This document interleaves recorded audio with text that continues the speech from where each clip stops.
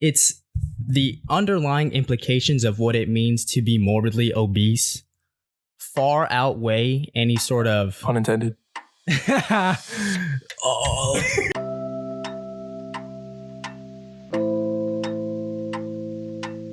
Let's go back into it. We're talking about the courage for change. Yeah. The courage for change. First, you have to recognize that change is needed. Not only is change needed, listen, change is inevitable. It's inevitable. The only thing in the universe that doesn't change is the ever recurrence of change itself. So the fact that we're here now in this moment is completely different, changed into the next moment, into the next moment, to the next second, to the next microsecond, to the next Planck second, all the way through. So every instance in your existence is perpetual change in manifest.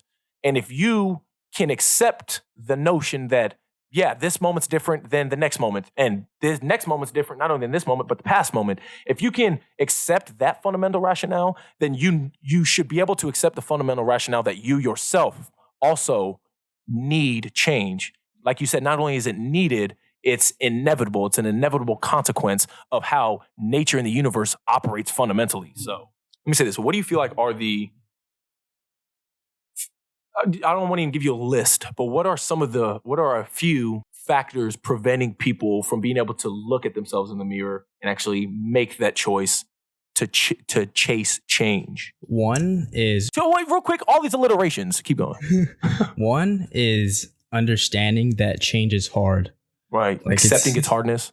It's hard. And a lot of people don't want to experience hard things because of the level of comfortability we can experience super easily. In this day and age, literally. Yeah, if you don't change, it's more comfortable. But in the long run, it's going to be much more uncomfortable. Right. And it's hard to really see that and have a vision for that, because a lot of people don't spend a lot of time in that headspace in general. Right. And so realizing that it's hard, and then two, realizing that what you have to do is going to be different. Like your daily actions and behaviors are going to be different. So it's unfamiliar. People are afraid of the unknown and the unfamiliarity of what that means. So people that are overweight and have been overweight for a while, if they want to become more healthy and be in a better physical state, they have to realize like the end result, and throughout the process, they're going to physically and quite literally be a different person than they've always been. Right. And that's not an easy pill to swallow. Like you're going to be different. No. Like imagine if you're 300 pounds and then you lose 100 pounds. So Donacy, who in my opinion is the only anecdote of evidence I need for somebody who's made life-changing physical and mental strides with little effort, really. The only effort he needed was the mental strength to say, fuck it, I'm just going to endure whatever I'm told to endure. And he was like 360 and dropped to like 240. You know what I'm saying? Like he lost 120. Like, bro, he lost so much. What's the time frame on that? Like 6 to 8 months. Oh my. Yeah. That's amazing. Amazing. And I can almost guarantee that what presupposed that was his decision that he deserved better. Literally. You know what I mean? Deserved better. You saying that, bro, is if more people realize like you deserve to be healthy, like you deserve to look in the mirror and be able to say, yes, I'm doing everything I can to optimize not only myself, but also the people I surround myself with. And the confidence of you being able to say that, the worthiness of living that lifestyle is available for every single individual. And we almost self-sabotage ourselves. We quite literally will self-sabotage ourselves into thinking we're not worth it.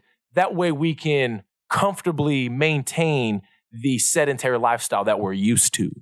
I think a great place to start for most people is on a daily basis expressing gratitude for themselves, for the things that they have, for the positions that they're in, and the people in their lives.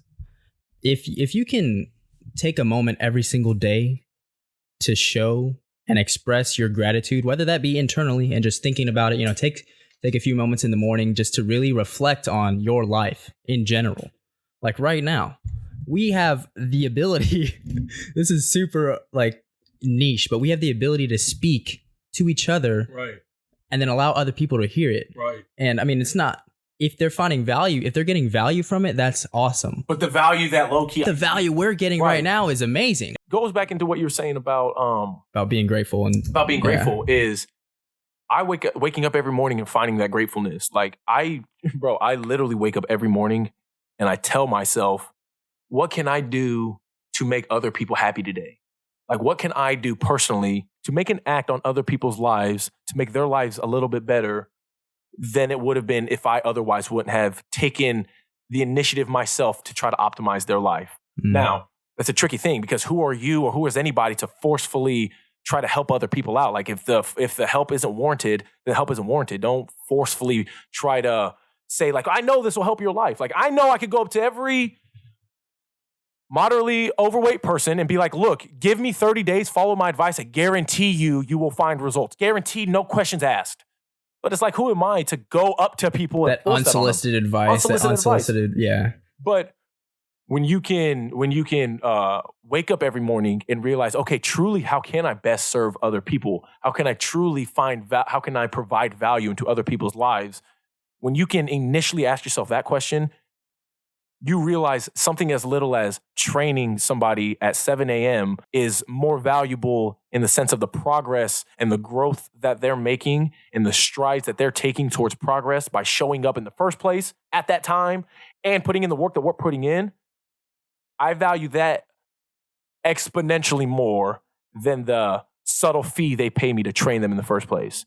And so for me, because I truly find self-worth and value out of helping other people, I wake up every morning being comfortable and content and understanding that the values of my self-worth are premised off of how I provide value to other people's lives. And something as simple as training and helping people with their diet and nutrition is one of the most subtle and easiest ways to actually provide value into somebody's life without them realizing the long-term implications of the value that you provided them.